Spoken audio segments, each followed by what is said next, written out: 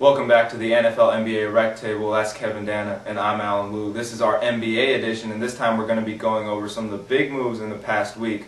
First involving Artest, who was traded from the Sacramento Kings to the Houston Rockets. In return, the Kings will get Bobby Jackson, the rookie Dante Green, a first-round pick in 2009, and $1 million in cash.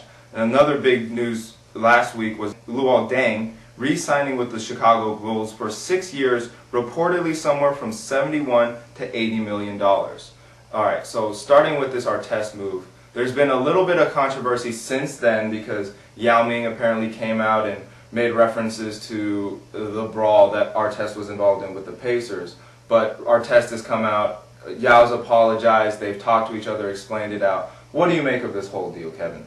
Well, I think Yao at first, we talked about this off camera, Alan, and I think Yao was really judging Ron Artest based on the media's perception of Ron Artest. And yeah, it all comes back to that brawl back in 2004 between the Pistons and the Pacers at the beginning of the 2004 season. So I think that's really caused this debacle in the first place when Yao said, I hope he doesn't go around starting fights anymore with people in the stands. From Ron Artest's perspective, I think he handled it well.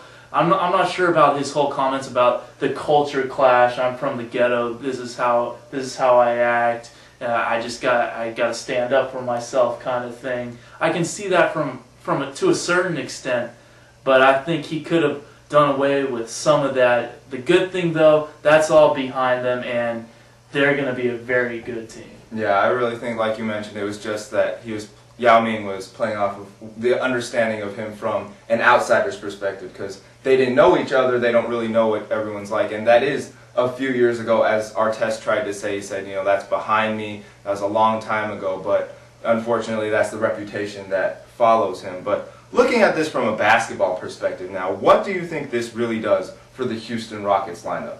I think this makes the Rockets the #2 team in the Southwest Division.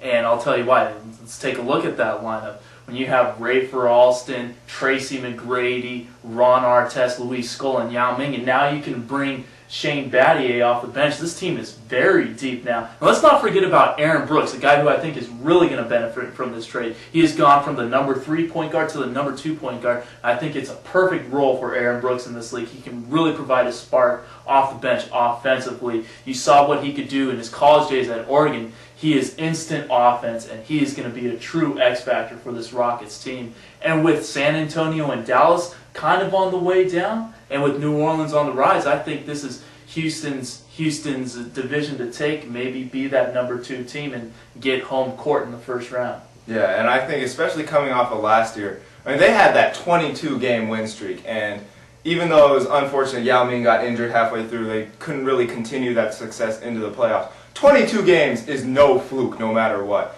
And so now that you just add Ron Artest, who can really bring some added presence on that team, and especially because now they have some attitude with them. Whether or not that's good or bad, how that's going to affect the chemistry, it's going to have to wait and see until training camp. But I think he brings that sort of added toughness, that factor that, okay, now there's someone on the Houston Rockets where you can't just sort of walk over that team, because Tracy McGrady, Shane Battier, Yao Ming, as good of players as they are, they're sort of soft in some ways. They can sort of let themselves get run over by other teams sometimes. So I think Ron Artest brings that sort of mental toughness that you needed.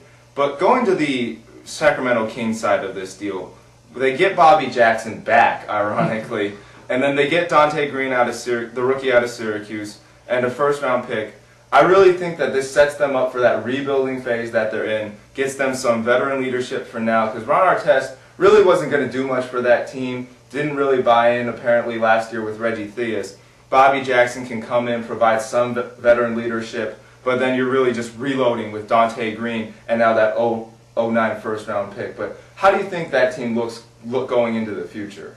Going into the future, I think they can be all right, but the immediate impact, I think it's really unfortunate for the Sacramento team, who, yeah, they didn't make the playoffs last year, but they were a decent team. They would have made the playoffs if they were in the East. 38-44 would have gotten you the 8th spot there in the Eastern Conference. I think that if they kept if Ron Artest was happy, and if they kept Mike Bibby, I think that was a team that definitely could have competed for a playoff spot in the West, and now this sets them back 2 or 3 years. Who knows how good Dante Green's going to be? I personally think he should have stayed an extra year or two in college, and who knows where that first-round pick's going to be for them in 2009. Probably at the back of the first round, considering the lineup that Houston has. So I don't know. The immediate future does not look good, and the future farther down the line could be okay, but I still think with that loaded Western Conference, it's going to be a long, long time before Sacramento really makes any noise. Right. So now moving over to the Eastern Conference, where a team's trying to get itself back into the playoff picture. Luol Deng re-signs with the Chicago Bulls for 6 years and reportedly somewhere between 70 and 80 million. Now this is a player who scored 18.8 points 2 years ago, 17 points this past year. Do you think he's worth this amount of money if he's getting something in that range?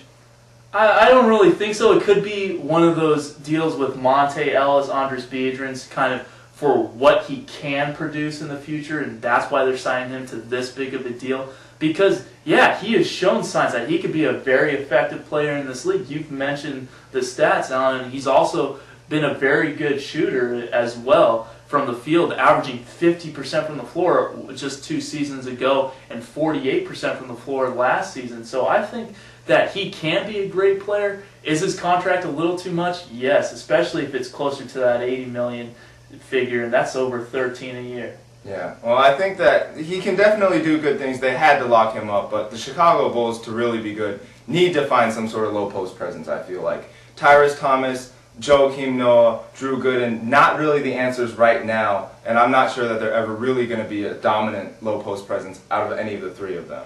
Well, that's it for the NBA edition of the NFL NBA Rectable. Tune in next time.